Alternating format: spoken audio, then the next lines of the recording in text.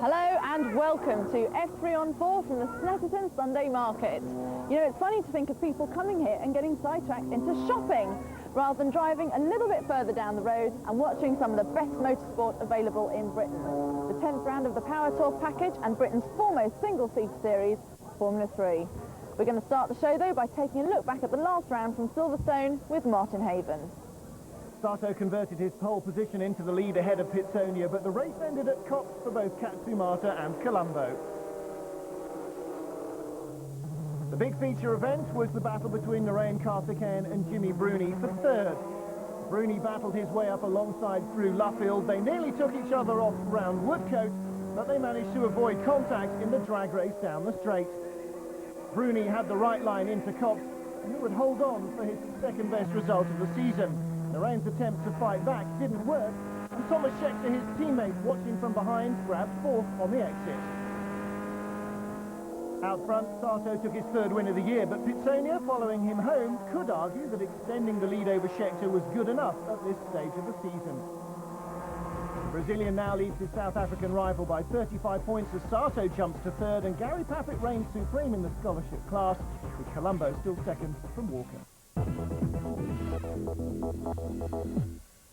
Now mathematically he still has a chance, but realistically Tomas Scheckter is not going to be British Formula 3 champion this season, which is a great shame because it's Stewart Racing's last year in the British Formula 3 Championship as Stewart Racing. Rhys Jenkins, what are the plans then for next year? There is a distinct possibility that we could rebrand under Jaguar. That decision hasn't yet been made, but we will start to look at new drivers towards the end of the season, and hopefully we can have a strong lineup for the beginning of next year.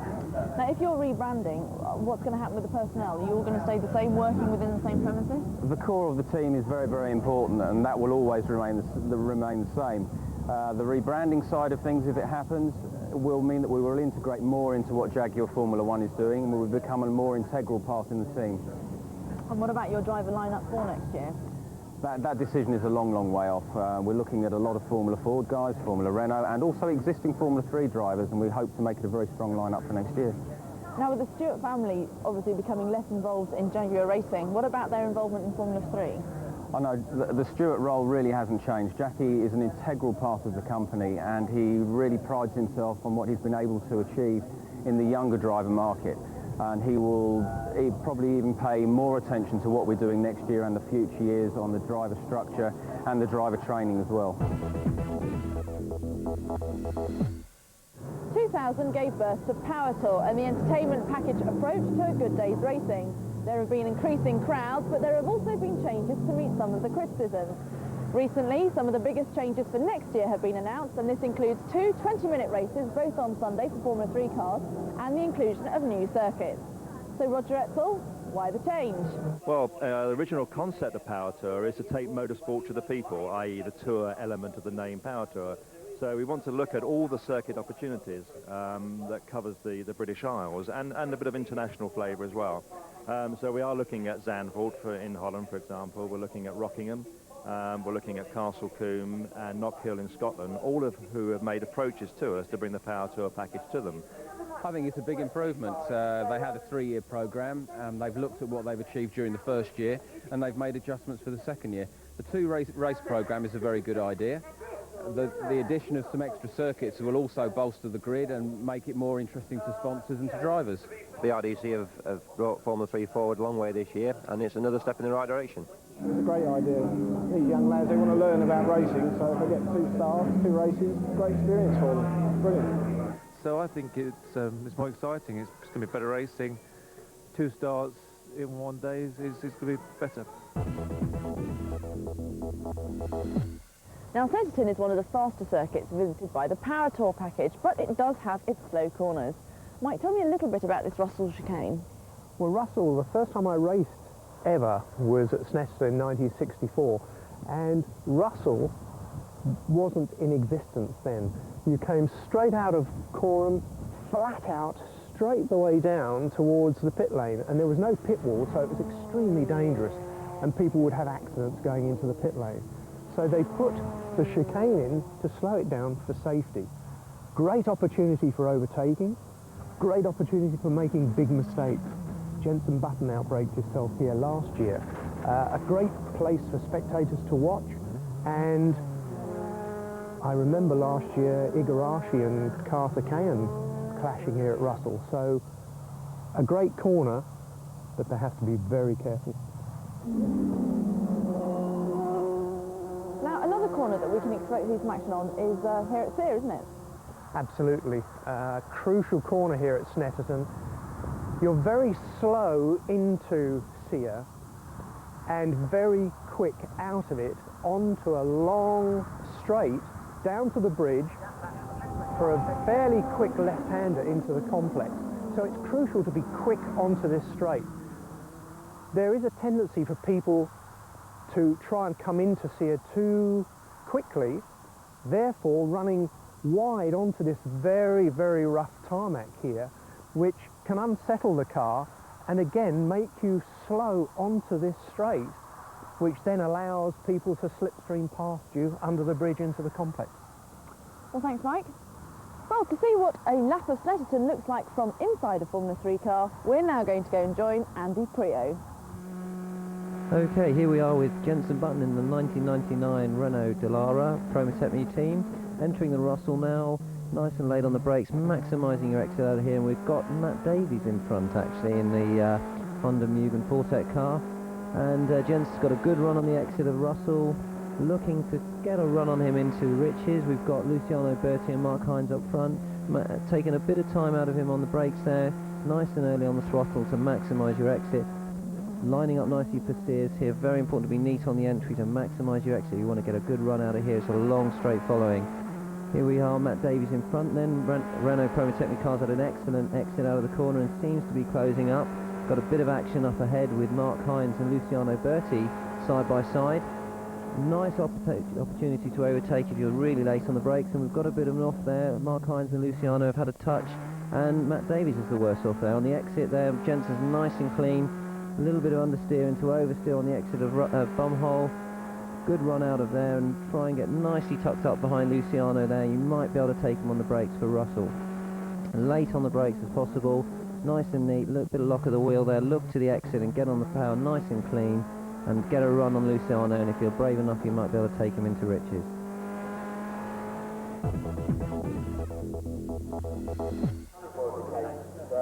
Takuma Sato may only be third in the championship, but his recent form has been electrifying. 2 pole positions converted into 2 wins in the last 2 outings. So what can we expect from qualifying today? Here's Martin. Well, Sato's compatriot Atsushi Katsumata had a tricky time in qualifying with this off of the S's, but he still went on to set second fastest time in the scholarship class, a fifth of a second down on Gary Paffett. The newly crowned champion obviously relaxing now the pressure was off, just 16th fastest overall. Takuma Sato was nowhere near his hat-trick of poles. In fact, he was beaten into 6th place by teammate Ben Collins, the top Briton at Snetterton. Narain Karthikeyan couldn't find the speed that he did last year. 12 months on, he'd slipped from 3rd to 9th on the grid, a performance that typified a disappointing year. If I give up, then there's nobody else to follow, so I can't give up. So yeah, I've had a bad year, but not a terrible year, I don't think. I'm still 4th in the championship. But let's see, I just push and see what happens for the last couple of races. In stark contrast, his South African teammate was second quickest, keeping his slender championship hopes alive despite a wrist damaged in a crash at Spa. Yeah, I had an off. I was doing a Formula 3000 at Spa, and at a fast left-hand corner, I went off and hurt it. But I've just been living on painkillers. Maybe that's the trick to get in the front row. Maybe Martin O'Connell needs some of those. He's another one who won't take much pleasure from this season. He qualified back in 12th with 4 other Britons ahead of him. Chief among those, Andrew Kirkcaldy in 3rd. Yeah, we're quite happy. I mean, it's obviously gone very well. After Silverstone, where we had a terrible time with fuel pump going and different things, it's good to be up there and can't really complain. Antônio Pizzonia was on pole for only the 3rd time this season. Just one of his 4 previous wins has come from pole, so there was still a chance that Tomas Scheckter could get ahead and keep the title chase alive. But Pizzonia seems much more relaxed after his mid-season woes. Yeah, I think we had a really good qualifying, and we still have a good set of tires for the race. And I mean, such an important time in the championship now is good to be on the front row. Antonio's 35-point lead meant that Tomas would need to follow him home to deny him the title, while Karthikeyan, Bruni and Kiesa scrapped for fourth. Gary Paffett's already the scholarship class champion, but with Philip Hopkins and Craig Fleming absent, more place changes were possible. Antônio Pizzonia sits here waiting for the start, knowing that the right result today could give him the championship title. Find out what happens in a couple of minutes in F3 on 4.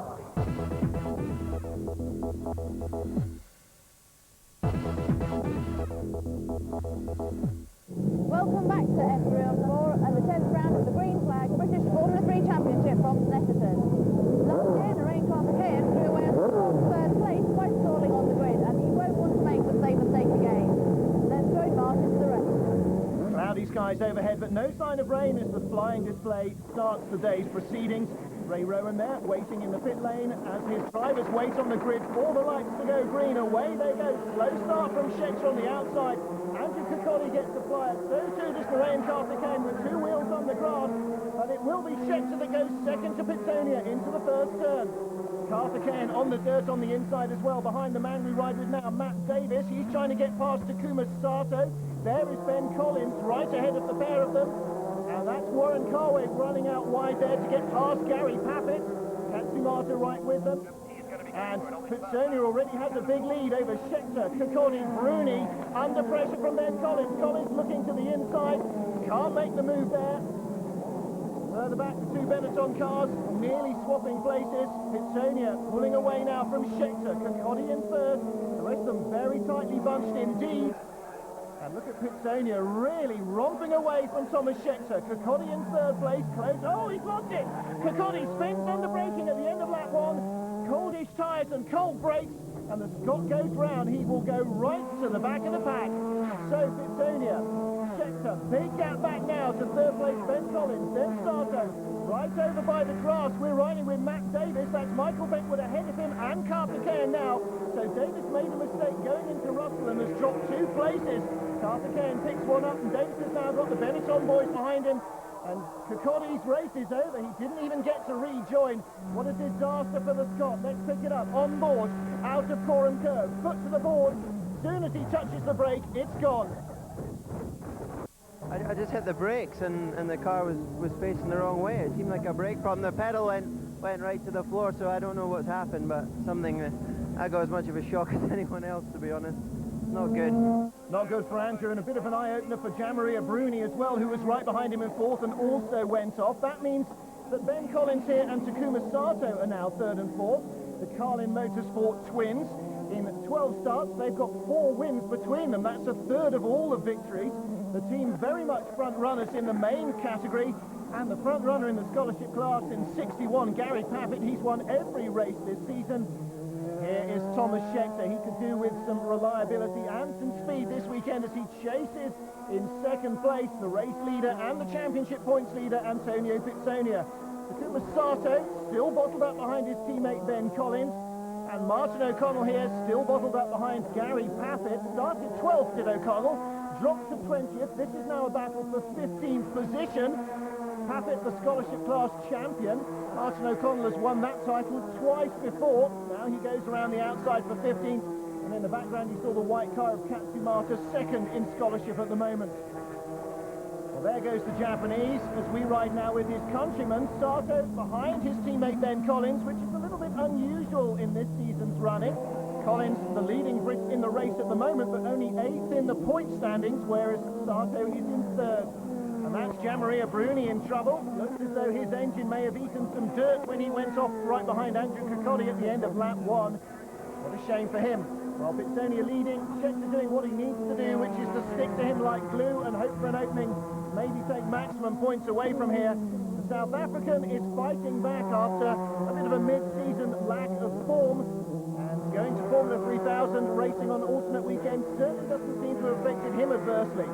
Teammates Warren Carway and Martin O'Connell ahead of the scholarship class, being led by Paffett. There is Katsumata next up. The Japanese having one of his best runs of the season so far. Here comes the lead pair. They're out on their own. Pizzonia, though, not able to shake off Scheckter, who is definitely closing him down. 1.5 seconds was the difference between the two at the end of lap 1. It's about half that now. So Tomas Scheckter closing on his Brazilian rival. Can he get close enough to challenge him and make a move? Rowan Racing teammates here. Warren Carway leading Martin O'Connell. This is a battle for position on the racetrack. O'Connell's dropped back behind Carway and wants to get by now as he recovers. There's Paffett right behind, and the gap 0.7 of a second at the line. 5 seconds behind the lead pair are the Carlin Motorsport drivers. Ben Collins still third, Takuma Sato still fourth.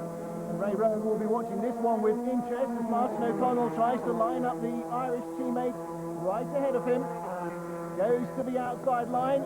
Carway hugs the inside. O'Connell gets round nice and safely at Ritchie's. Takes 13th place, and Paffett is next up. Riding now with Takuma Sato behind Ben Collins. Through the S's we go. Accelerating hard down towards the depression known as the bomb hole. Oh, and he's lost it! Right up by the exit, the Japanese spears off the track backwards.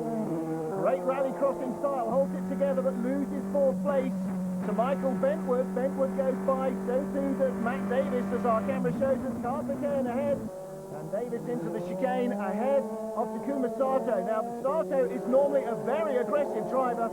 I haven't seen him make that kind of mistake before, though. Well, he's got the Benetton pair right behind him. He doesn't signal to the pits as he comes down the front stretch.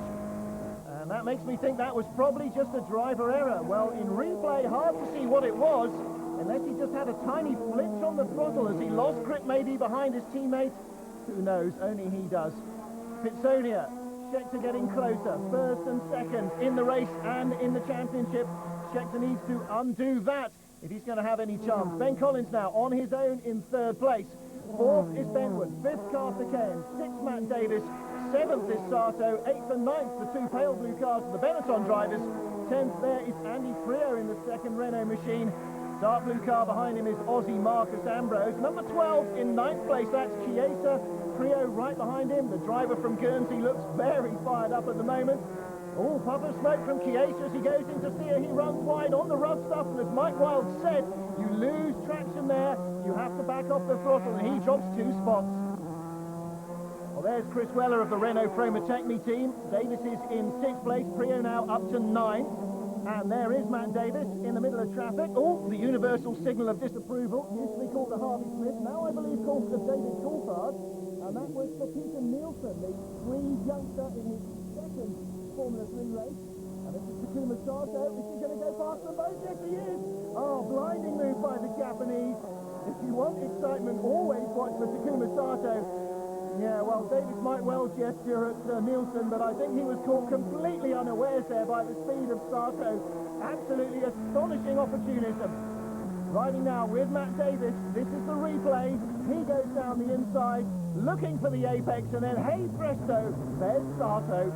Well, what a great move by the Japanese driver that was. There's Chiesa's car. He's in the back of the garage. Looks like he's out of the race, and Amanda knows why. Seems to be some problem with the car, even though I'm going a straight line, it keeps turning left. It's just not safe, and there's no point being out there when I don't get any points, so let's get it sorted. Back with the action, the red and white car, Michael Bentwood in 4th from Karthikeyan. Sato now catching the grey car of Mark Mayle, who he's lapping, just gets by. Davis gets a cleaner run down the inside. Sato on the inside at the bomb hole, goes to the outside to get the racing line, just holds off Matt Davis. Now, can Davis pull a move like that one we just saw from Sato? Through Coram, flat out, down towards the chicane at Russell. No, I think Sato's got the better of him under braking there, but Davis is still right with him, and he'll be bitterly disappointed to have lost that place. Here comes Sato's teammate. Ben Collins is in 3rd place, a long way back from the leaders. Bentwood 4th with Karthikeyan for company. Sato and Davis. Then Mark Mayle, the lap car, ahead of Milos Pavlovic. There's Mayle. Oh, and Pavlovic goes straight off, stays left into the cabbages. That is a high speed off, and that's a real classic Snetterton incident. Well, he doesn't seem to have hit anything. There is nothing out there but flat field. On the left there, Fortec owner Richard Dutton, waiting to see his sole driver, Michael Bentwood, come home in 4th. Paffett and Carway battling side by side. Katsumata behind. Katsumata looks to the inside of Carway. Paffett tries to the inside, out of the S's, lock up for Carway, and side by side, this is for the lead in the scholarship class. Katsumata, two wheels on the grass. What is it? Brave Japanese driver day to day? Katsumata takes the lead from Gary Paffett. Could it be the first time all year that Paffett won't win the scholarship class? Katsumata leads him, and what a great move from the Japanese youngster. Wow, that was spectacular stuff as well. And as we look further back, there is the race leader. He's coming to take the checkered flag. Christian Colombo should just avoid being lapped. Thomas Scheckter won't win. Antonio Pizzonia will, though. The Brazilian takes his 5th British Formula 3 victory of the season in commanding style at Snetterton. Well, he's delighted with that. Another race win for him. And Michael Bentwood in 4th place, chasing Collins, holding off Karthikeyan. They're very close together at the end. Ben Collins, though, should take 3rd. There he goes. Bentwood 4th, Karthikeyan in 5th place. And here comes the battle for scholarship honours. Katsumata could still lose it if he gets tangled up behind Carway. Paffett will seize any opportunity. Out of Coram, down to Russell for the final time. Paffett closes right up under braking, but Katsumata needs to keep it clean. He does. He gets the power down well. Paffett will have to go the long way around the outside of the line, and Katsumata punches the air with delight. He knows he's won it.